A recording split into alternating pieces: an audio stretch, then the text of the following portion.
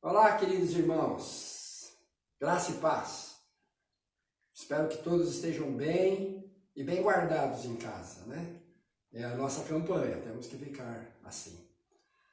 Mas eu queria discutir com você hoje uma questão. Eu não sei se você já passou por algum momento difícil, momento complicado da sua vida, que você não tinha a menor ideia do que aconteceria amanhã. Se não passou antes, está passando agora, né? Então, a gente não sabe como será. A verdade é esta. E que temos muita esperança, mas não sabemos exatamente. Eu queria compartilhar com você uma situação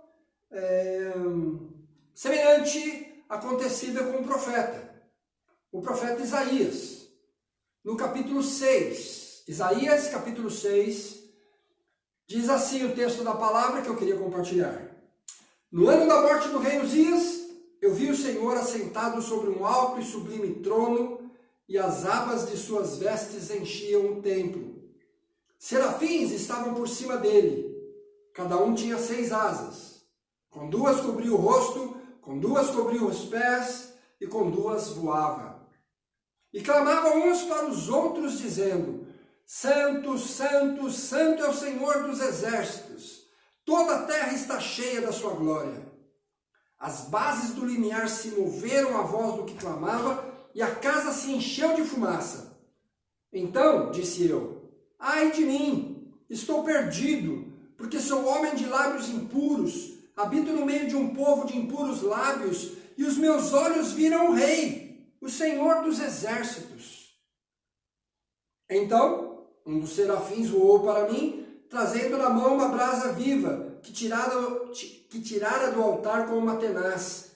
Com a brasa tocou a minha boca e disse: Eis que ela tocou os teus lábios, a tua iniquidade foi tirada e perdoado o teu pecado. Depois disto, ouvi a voz do Senhor que dizia: A quem enviarei? E quem há de ir por nós? Disse eu: Eis-me aqui, envia-me a mim. Então disse ele: Vai e dize a este povo: Ouvi, ouvi e não entendais. Vede, vede, mas não percebais. Torna insensível o coração deste povo, endurece-lhe os ouvidos e fecha-lhe os olhos, para que não venha ele a ver com os olhos, a ouvir com os ouvidos e a entender com o coração, e se converta e seja salvo. Então disse eu: Até quando, Senhor? Ele respondeu: Até que vejam desoladas as cidades e fiquem sem habitantes, as casas fiquem sem moradores, e a terra seja de todo assolada, e o Senhor afaste dela os homens, e no meio da terra seja grande o desamparo. Mas, se ainda ficar a 10ª parte dela, tornará a ser destruída, como terebinto e como carvalho, dos quais, depois de derribados, ainda fica o toco, assim a santa semente é o seu toco.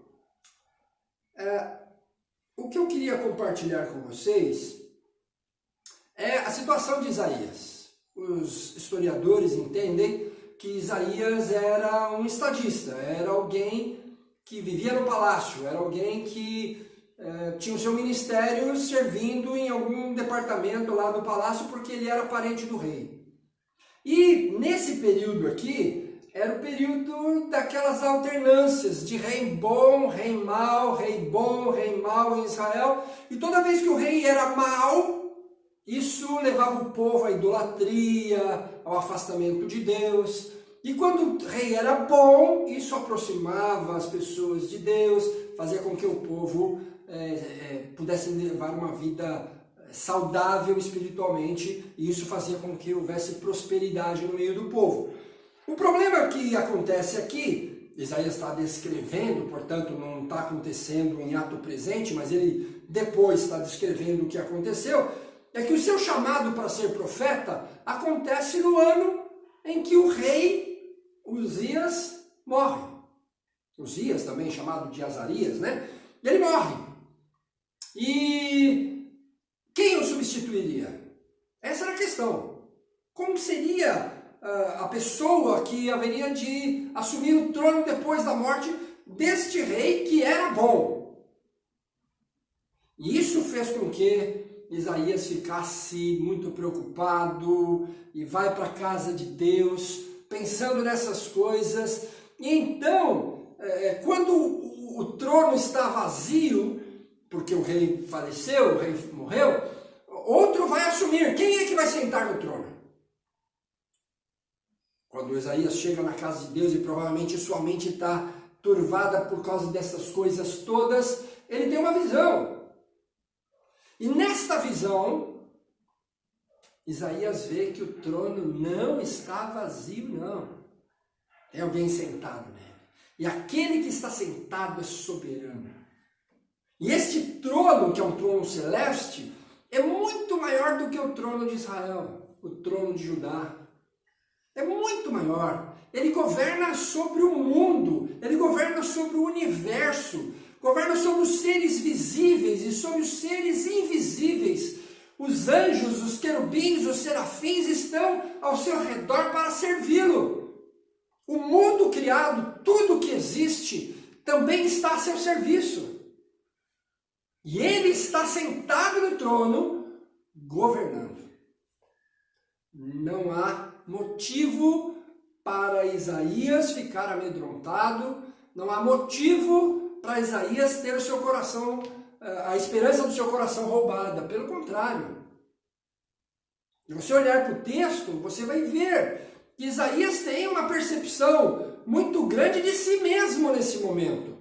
Porque diante daquele vislumbre, daquela maravilha apresentada para ele, através da visão, ele se dá conta que ele é pecador, está diante do Senhor de toda a terra, o governador do universo, ele vai morrer.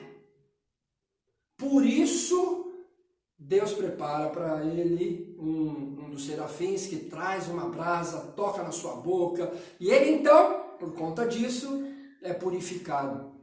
E eu acho interessante aqui, me parece que Deus está com um senso de humor muito aguçado, porque se você reparou na visão, aparecem 3 personagens, né? Aparece Deus sentado no trono, aparece os serafins voando, e aparece o Isaías que está lá no templo tendo essa visão.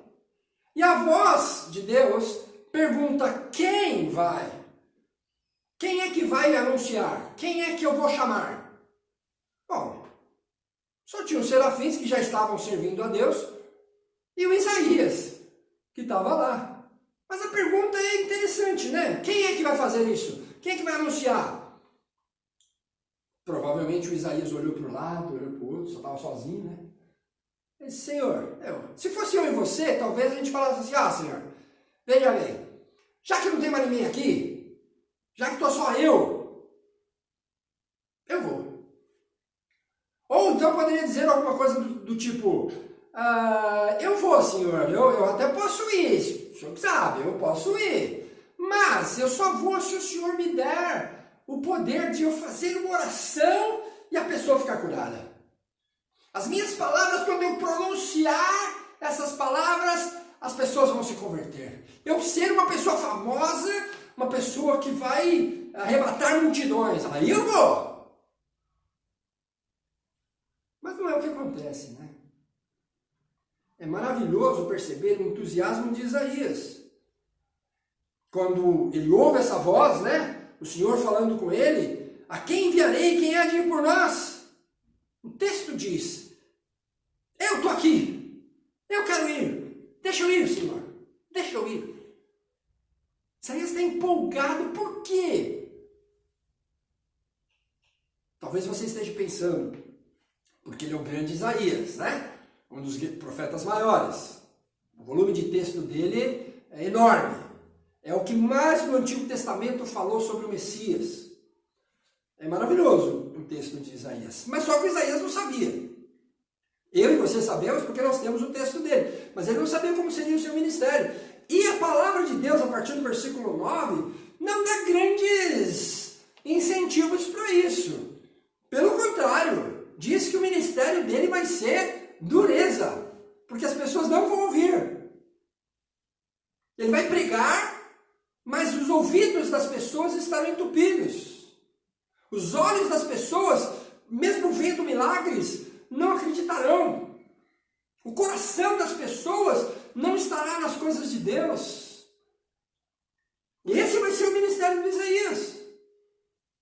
Ele vai anunciar o Evangelho, ele vai falar de Jesus, ele vai falar do Messias que virá, mas na verdade as pessoas não vão acreditar. Não é o ministério glorioso que está sendo prometido para ele. É um ministério de sofrimento, ministério de dificuldades. Mas o Isaías está empolgado. Ele quer servir a Deus. Por quê? Porque ele sabe a quem ele está servindo. Sabe que Deus está no comando de todas as coisas. Ele teve a visão e sabe que o trono não está vazio. Que o Senhor governa sobre tudo e sobre todos. É esta visão que alimenta o ministério. É esta visão que faz com que a gente sirva a Deus de todo o coração. É quando você sabe que o seu Deus não dorme, nem dá aquela dormidinha, o guarda de Israel. Ele está no comando, ele vigia a todo instante, ele tem nas suas mãos todo o poder. Nenhum ser, por mais ilustre que seja, por mais bem preparado que seja, pode desobedecer às ordens do nosso Salvador. Quer seja anjo, quer demônio, quer presidente, quer rei, quer escravo, quer homem livre, todo mundo precisa obedecer a Deus. Porque Ele está sentado no trono. Isso trouxe paz para o coração de Isaías. A visão do trono tornou Isaías alguém disposto a servir a Deus em todas as circunstâncias. Se você olhar no capítulo 1, você vai ver que ele teve um ministério longo. Passaram reis e ele continuou servindo ao Senhor, pregando como um profeta, ensinando a vontade de Deus, condenando o que tinha que ser condenado e trazendo alento para o coração do aflito, anunciando que o Messias viria. Como ele veio. Então, como a gente lida com a situação depende de quem você entende que está sentado no trono. Eu fico pensando no desespero das pessoas que acham que elas estão sentadas no trono. Porque se mostrou que estão incapazes. Eu fico pensando naquelas pessoas que acham que a ciência está sentada no trono. Que ficam todos os dias ligando a televisão, entrando na internet para ver o que os cientistas dizem que vai acontecer. Mas nós, irmãos, vivemos pela fé. Porque o nosso Deus está sentado no trono. Eu fico impressionado, porque em vários momentos da história cristã, aliás, da história de Israel, alguns profetas e alguns homens de Deus tiveram que ter essa experiência para entender a quem eles serviam. Você lembra de Moisés? Moisés teve que ter essa experiência. Deus falar com ele, e até dar bronca em Moisés, né? Por causa das desculpas que Moisés dá. Deus falou com Jeremias, que teve um ministério mais sofrido até do que Isaías, mas Deus falou com ele também. E Isaías e Jeremias tinham uma visão clara de quem era Deus, por causa de Deus ter falado com ele. Isaías é outro caso, né? Também é outro. Samuel também, Deus fala com Samuel. E eu não sei como é que tem sido o seu dia a dia? Mas a verdade, meu irmão, minha irmã, que hoje, no Novo Testamento, pós Jesus Cristo ter morrido, ressuscitado, o Espírito Santo ser derramado sobre a igreja, sobre os nossos corações, nós não precisamos mais que uma voz venha do céu e nos fale. Não precisamos mais que ter uma visão de alguém sentado no trono, que Isaías já teve e já descreveu para a gente, não precisa mais. Então, agora é o Espírito Santo falando ao nosso coração, usando a palavra de Deus, te convocando, me convocando para servirmos a Deus. Mas para servirmos a Deus, nós precisamos ter esta visão de que Ele governa sobre tudo. De que Ele reina sobre a igreja, sobre o mundo, sobre o universo. Não importa onde, quando e nem porquê. Ele reina.